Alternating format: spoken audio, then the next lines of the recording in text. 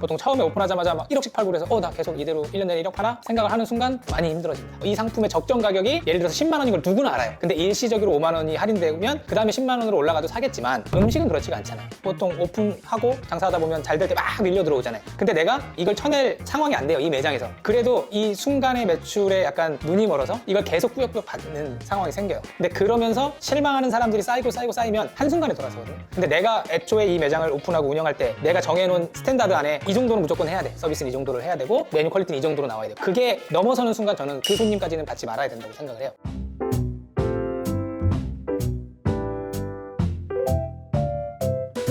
안녕하세요. 외식업 브랜드 만드는 제이아빠입니다. 반갑습니다.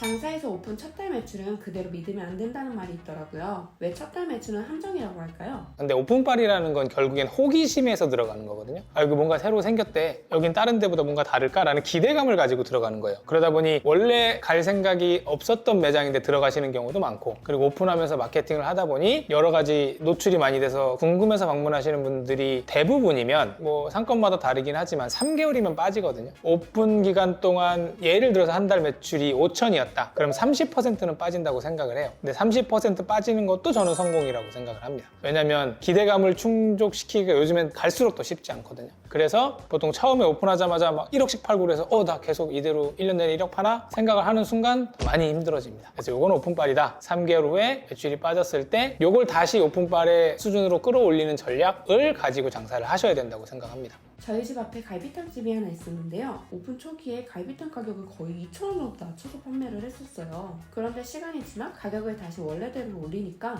얼마 안 가서 가게 문을 닫더라고요. 이런 경우를 봤을 때 초반에 가격을 낮추는 전략이 정말 도움이 되는 걸까요? 안 되죠. 예전에 보면 한 10년 전, 15년 전 뭐 이 정도 때 보면 한창 뭐 이렇게 위메프 이래가지고 어디 음식점 40% 할인, 지금은 없어진 TGI 50% 할인 이런 쿠폰 진짜 많았잖아요. 평소에 갈 생각이 없었던 사람들이 50% 할인이니까 가는 거예요. 5만 원짜리 2만 5천 원에 먹었는데 다음에 가면 5만 원이라면 이거를 사람들이 돈 주고 쉽게 사 먹지는 않죠. 근데 누가 봐도 이 상품의 적정 가격이 예를 들어서 10만 원인 걸 누구나 알아요. 근데 일시적으로 5만 원이 할인되면 그 다음에 10만 원으로 올라가도 사겠지만 음식은 그렇지가 않잖아요. 솔직히 아니라고 말씀하시겠지만 거기서 거기인 메뉴들이 만원짜리 갈비탕을 7,000원에 팔았어요. 근데 다른 데들은 다 만원이야. 그럼 여기 가는 이유는 7,000원이기 때문에 가는 거잖아요. 더 맛있어서 가는 것도 아니고. 근데 다시 올리면 다시 또 경쟁이 똑같아지니까 저는 처음에 뭐 가격 할인 이거 절대 하지 말라고 말씀드립니다. 차라리 뭘 더 주라고 말씀드려요. 그게 훨씬 낫습니다. 왜냐면 사람이 똑같은 상품을 한번 싸게 사면 비싸게 안 삽니다. 다음 할인 때까지 기다려요. 유니클로에 가서 이제 옷 같은 거 자주 사 입는데 이게 5만 원이에요. 근데 한 두 달만 있으면 할인을 할 게 뻔해요. 그럼 전 두 달 있다 갑니다. 근데 음식점도 똑같다고 생각을 하거든요. 할인 이벤트는 특히나 오픈 시기엔 안 하는 게 좋다라고 생각합니다.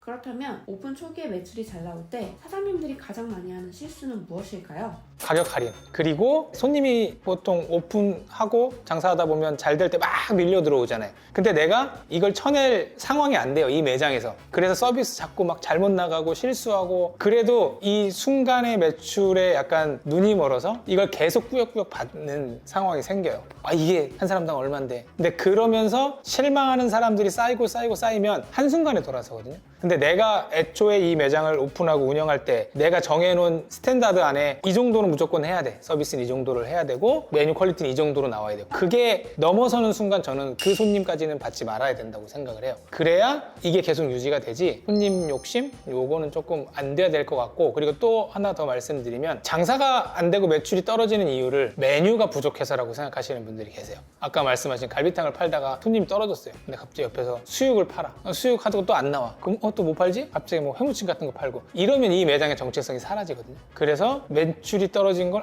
신메뉴 때문이다. 겨울철에는 냉면이 안 되니까 옆에서 갈비탕 팔자. 잘할 수는 있겠지만 저는 가급적이면 안 하셔야 된다고 생각합니다. 오픈 후 하루 매출 기준으로 봤을 때 보통 몇 % 정도는 남아야 가게가 건강하게 돌아가고 있다고 볼 수 있을까요? 이게 하루 매출 기준으로는 잡을 수는 없고요. 보통 1년 매출을 잡으라고 말씀을 드려요. 이제 왜냐면 모든 아이템들은, 그러니까 대부분의 음식점 아이템들은 성수기가 있고 비수기가 있습니다. 아까 말씀드린 것처럼 냉면은 여름철이 성수기고 겨울철은 비수기고, 여름에 여름에 월에 1억씩 팔아요. 근데 겨울에 2천 팔아요. 근데 그거를 월단 매출 단위로 이렇게 쪼개버리면 손익분기 자체가 달라져요. 그래서 1년을 통으로 보고 그 1년 중에 이 매출 때 어떻게 퍼센트를 유지하고 비수기 때 어떻게 버티고 이거 플랜을 좀 짜기는 해야 됩니다. 그래서 하루 매출, 한 달 매출, 저는 이거는 개인적으로 조금 의미는 없다고 생각을 하고 상반기, 하반기 정도까지만 나눠서 내가 잘 될 때랑 안 될 때 그리고 평균을 맞춰서 어떻게 1년을 운영할지. 근데 이런 것들은 최소 매장을 2년을 돌려봐야 어느 정도 나오거든요. 그래서 너무 일희일비하고 오늘 매출 500 넘었으니까 회식하고 다음날 20만 원 팔았으니까 뭐 좌절하고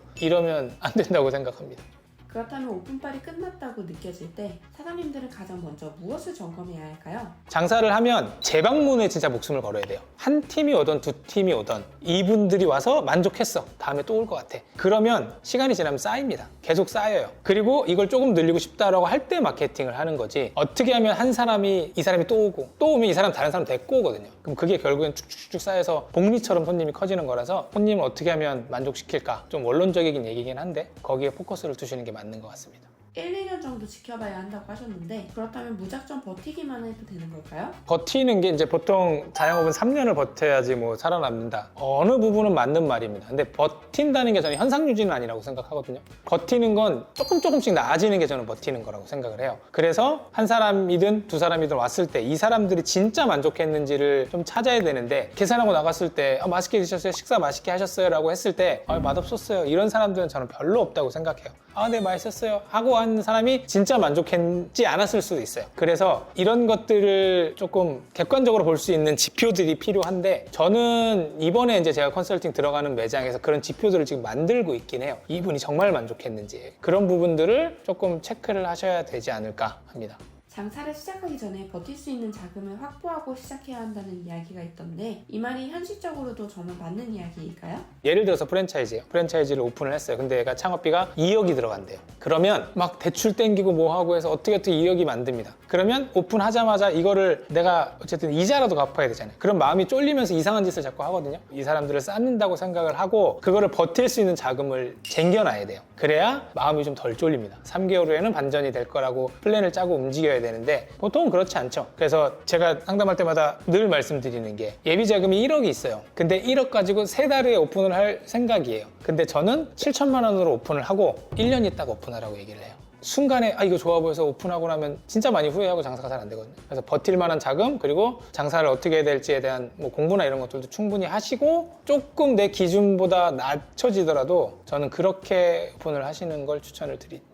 재방문을 만들기 위한 제이아빠님만의 방법이나 팁이 있을까요? 일단 가장 흔한 것 중에 저는 한두 개만이라도 해야 된다고 생각하거든요. 예전에는 그 서비스 하면 뭐 MOT라고 해갖고 처음에 들어왔을 때 뭐 고객이 마주하는 모든 접점에 감동을 줘라 뭐 이런 이론적인 얘기가 있었는데 그건 현실적으로 불가능하다고 생각을 해요. 그래서 처음에 들어왔을 때 인상적이고 먹고 있을 때 인상적이어야 되고 밖에 나갈 때 이 매장이 인상적이어야 된다고 생각을 해요. 그래서 처음에 들어왔을 때의 인사, 나갈 때의 인사만 잘 해도 이 메뉴가 그래도 괜찮다라는 전제 하에 그렇게만 해도 저는 된다고 생각을 하거든요. 그래서 제가 요번에 하는 데는 아무리 바빠도 진짜 아무리 바빠도 모든 나가는 손님한테 문 열어주고 인사를 하라고 하거든요. 들어올 때는 안 되고 나갈 때 그다음에 중간에 뭐 서비스 포인트 같은 거 하나 주고 이제 이렇게 짜는데 나갈 때 인사를 형식적으로 하는 데들이 많아요. 근데 이게 아무리 친절하고 그래도 다른 데가 다 똑같이 하면 이게 변별력이 없거든요. 그래서 인사라도 다른 데랑 포인트를 주면 저는 이제 그게 시작점이라고 생각을 해요. 그 외에는 할 것들은 많긴 한데 결국엔 시작점이라고 생각합니다.